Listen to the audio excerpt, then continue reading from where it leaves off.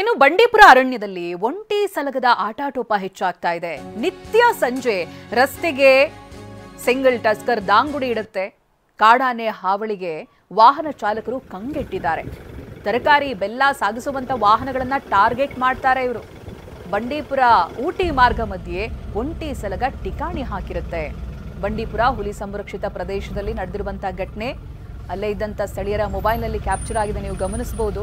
ಎಂಥವರಿಗೂ ಕೂಡ ಭಯ ಆಗುತ್ತೆ. ರೋಡ್ಗೆ ಬಂದ್ಬಿಡ್ತಾರೆ.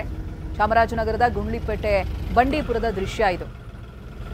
ಯಾವ ರೀತಿಯಾಗಿ ರೋಡ್ ಮಧ್ಯಭಾಗಕ್ಕೆ ಬಂದು ನಿಲ್ತಾರೆ ಅಂತ. ನಿತ್ಯ ಸಂಜೆ ರಸ್ತೆಗೆ ಬಂದು ನಿಲ್ತಾರೆ. ಈ ವಾಹನಗಳಲ್ಲಿ ತರಕಾರಿ ಬೆಲ್ಲ ಎಲ್ಲ ಸಾಗಿಸ್ತಾರಲ್ಲ, ನೋಡಿ ಯಾವ ರೀತಿಯಾಗಿ ಅಡ್ಡ ಹಾಕ್ತಾ ಇದ್ದಾರೆ ಅಂತ.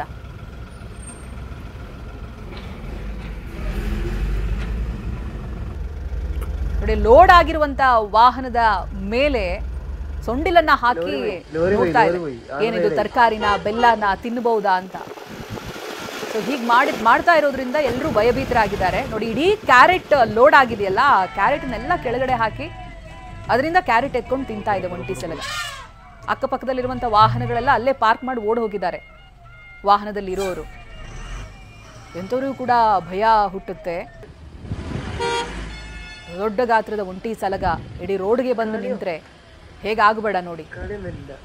ಲೋಡ್ ವಾಹನಗಳು ಸಾಕ್ತಾ ಇದ್ದಾಗೆ ರಸ್ತೆಗೆ ಬಂದ್ಬಿಡ್ತಾರೆ. ಗೊತ್ತಿರುತ್ತೆ ಏನಾದ್ರೂ ಒಂದು ತಿನ್ನುವಂತ ತರಕಾರಿ, ಹಣ್ಣು, ಬೆಲ್ಲ ಇಂಥವುಗಳನ್ನ ಸಾಗಿಸ್ತಾರೆ, ಕಬ್ಬು ಅಂತ.